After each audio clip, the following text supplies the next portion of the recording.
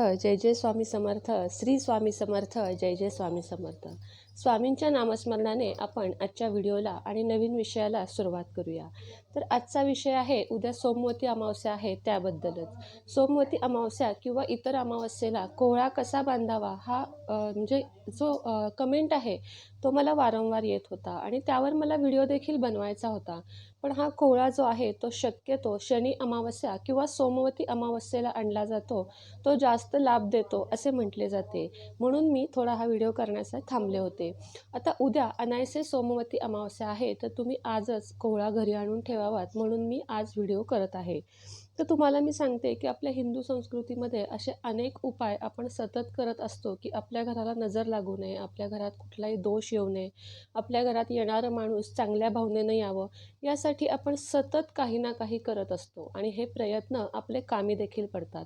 काही वेळेस यशस्वी जरी आपण झालो नाही तरी त्याच्या ज्या बाधांचे परिणाम असतात ते कमी होतात जर आपण असे उपाय तोडगे आयुष्यात केले तर. कुणी कुणी मला विचारतं की आपण स्वामी सेवा करतो, मग हे सर्व करण्याची गरज आहे का? तर नक्कीच आहे.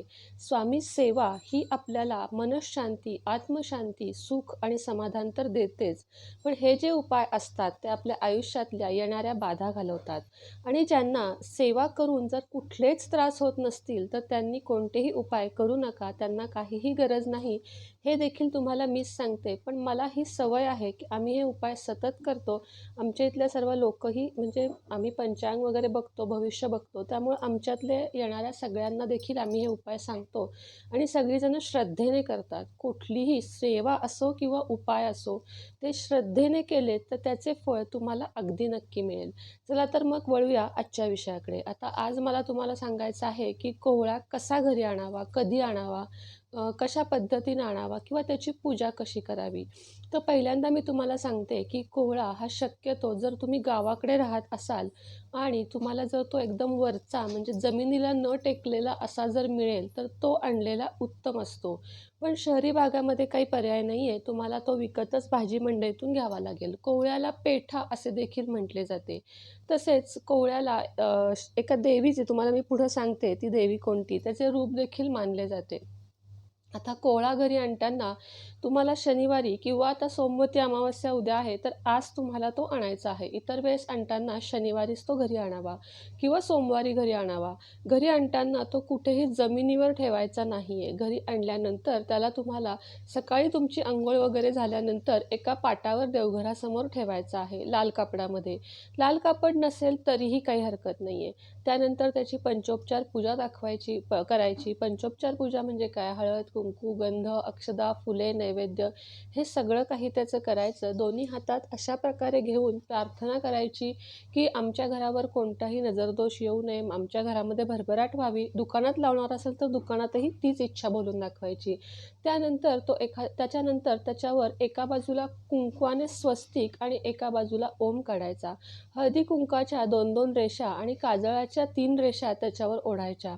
हे सगळे झाल्यानंतर तुम्हाला जर तुम्ही लाल कापडात बांधू इच्छित असाल तर लाल कापडामध्ये, अन्यथा शिंकाळ्यामध्ये त्याला एक शिंकाळं असं जाळीचं मिळतं, त्यामध्ये तुम्हाला तो ठेवून घराच्या बाहेरच्या बाजूला जिथे येणाऱ्या प्रत्येकाची नजर पडेल अशा ठिकाणी लावायचं आहे.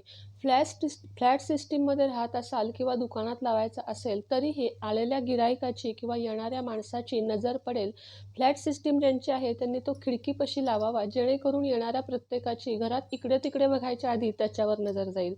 आणि दुकानदारांनी देखील तेच करावे की ग्राहकाची नजर पडेल अशा ठिकाणी तो लावावा. त्यामुळे काय होतं तर संपूर्ण नकारात्मकता निघून जाते अशी मान्यता आहे. ही अंधश्रद्धा असं नाही, तर हे पूर्वापार चालत आलेला प्रत्येकाच्या घरोघरी 10 घरात एक घर सोडलं तर 9 घरात तुम्हाला बाहेर कोहळा बांधलेला दिसेल.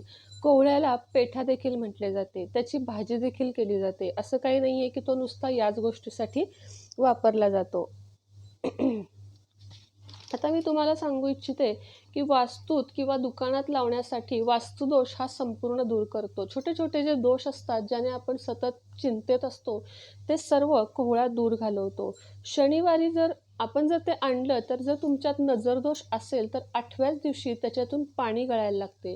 हे जेव्हा पाणी गळायला लागते तेव्हा तो ताबडतोब काढायचा. कोणत्याही नदीच्या प्रवाहात हा चुकूनही सोडायचा नाही, तर हा डायरेक्ट कचऱ्यामध्ये टाकायचा. कारण जोपर्यंत तो चांगला असतो तोपर्यंतच त्याला मान दिला जातो. एकदा का तो खराब झाला तर तो वाईट नजरेनं बाधला गेला म्हटले जाते. त्यामुळे तो घरात ठेवायचा नाही.